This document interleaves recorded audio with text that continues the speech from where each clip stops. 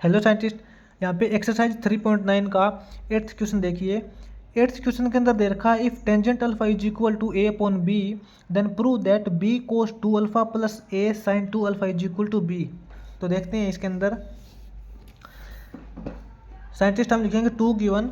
अपने पास जो given case दे रखा है वो इसने वैल्यू दे रखी है tangent alpha is equal to A upon b दे रखा है।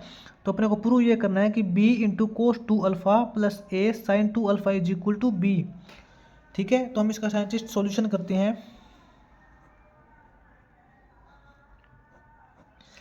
सॉल्यूशन में यहाँ पे देखिए scientist, b into cos 2 alpha plus a into sine 2 alpha, ये अपने पास वैल्यू है। इसको हमें सोल्व करके b के इक्वल लेके आना है।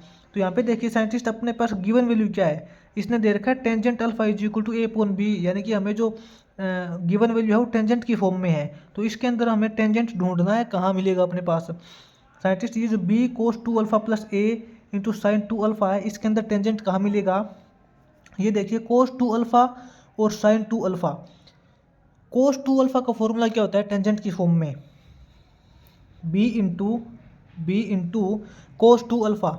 साइंटिस्ट कोस 2 अल्फा का फॉर्मूला होता है 1 minus tangent square alpha upon 1 plus tangent square alpha. ठीक है, कोस 2 अल्फा का फॉर्मूला होता है टेंजेंट की फॉर्म में 1 minus tangent square alpha upon 1 plus tangent square alpha plus A into sine 2 alpha.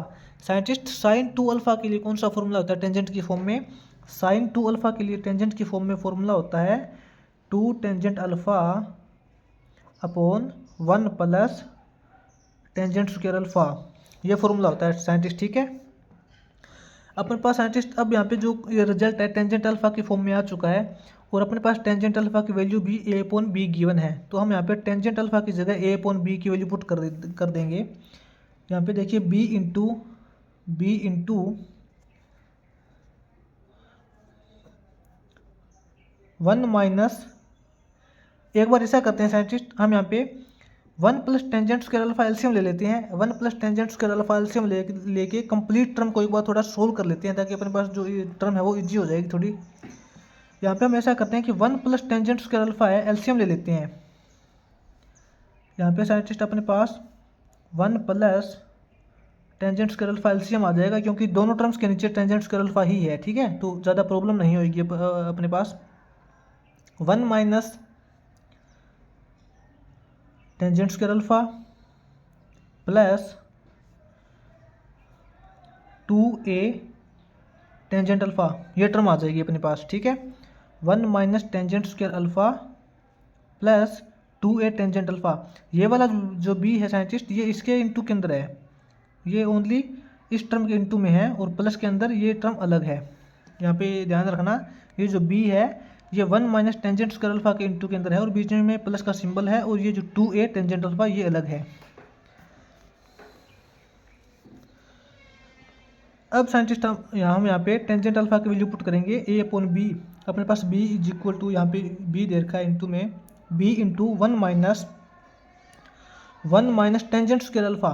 Tangent alpha की वैल्यू अपने पास a अपॉन बी है, तो टेंजेंट स्क्वायर करेंगे तो a square upon B square हो जाएगा। ठीक है, 1 minus a square upon B square plus के अंदर 2 into a into tangent alpha को हम लिखेंगे a अपॉन बी।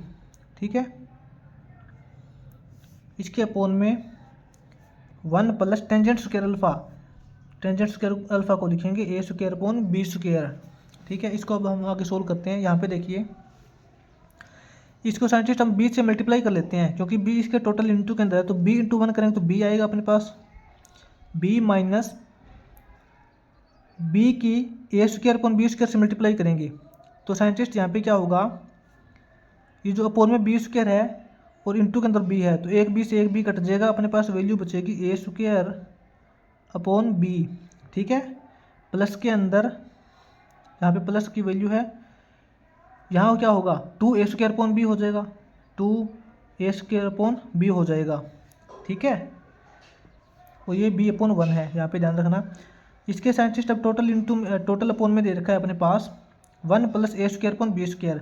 इसके अपोन में जब हम बी स्क्वायर एलसीएम लेंगे तो यहाँ पे क्या हो जाएगा, B square plus A square हो जाएगा। ठीक है, अब यहाँ पे देखिए B upon A B upon 1, यहाँ पे देखिए 2 A square upon B minus A square upon B क्या हो जाएगा, ये अपने पास 2 ए स्क्वायर अपॉन बी है, ये अपने पास single A square upon B है, तो अपने पास बचेगा प्लस का A square upon B plus A square upon B बचेगा। इसके अपोन में A square plus B square, A square plus B square upon B square दे रखा है। ठीक है, इसको आगे सोल्व करते हैं। ये वाली टर्म है साइंटिस्ट ऊपर, इसके अंदर से हम बी एलसीएम ले लेते हैं।